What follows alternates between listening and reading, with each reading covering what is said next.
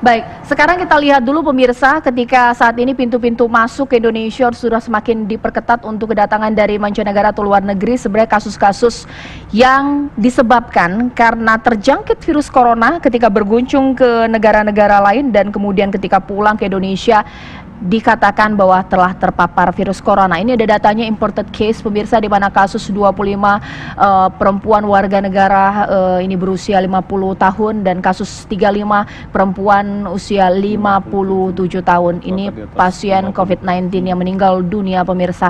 Untuk kasus nomor 36 perempuan 37 tahun dan kasus 50 laki-laki 59 tahun pemirsa dan juga meninggal dunia. Ini kasus imported case pemirsa.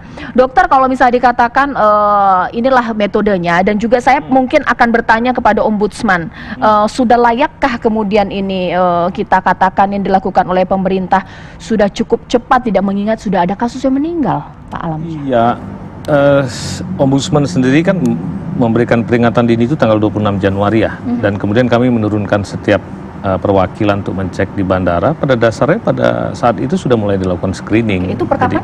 26 Januari.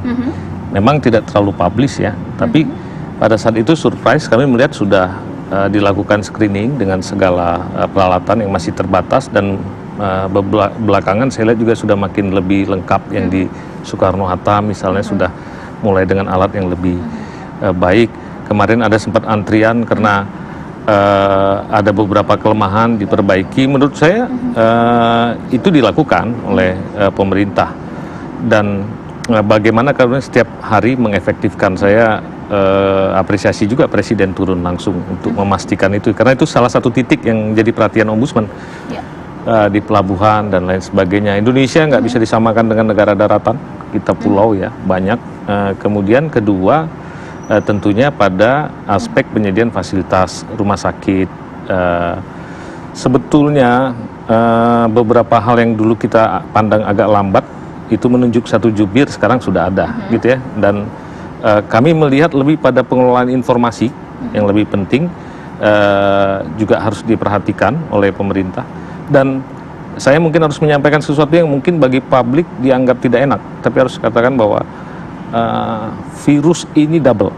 Virus yang kedua itu adalah medsos yang membuat semua orang panik, berita-berita singkat, dan suka tidak suka pemerintah harus bertarung menyampaikan substansi yang kadang harus agak panjang dengan berita medsos yang pendek tapi sensasional. Itu yang juga harus dipersiapkan. Sebelum saya nanti ke Pak Ahmad Hidayat, saya terlebih dahulu pemirsa hadirkan kepada Anda informasi terkait bagaimana Presiden Joko Widodo melakukan pengecekan langsung pemirsa. Sudah optimalkah kemudian screening yang dilakukan di bandara? Ini dia informasi untuk Anda.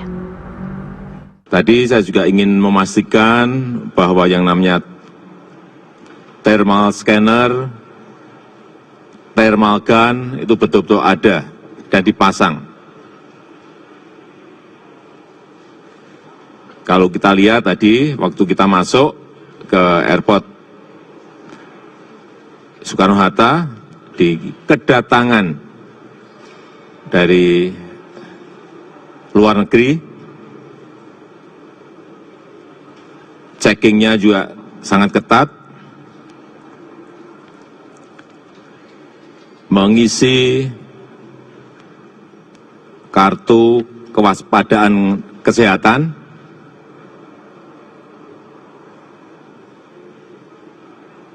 kemudian kalau berasal dari negara-negara yang sudah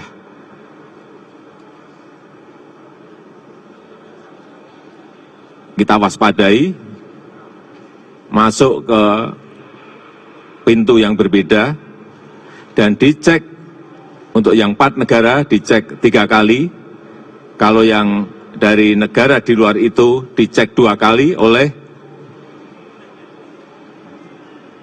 thermal scanner dan thermal gun.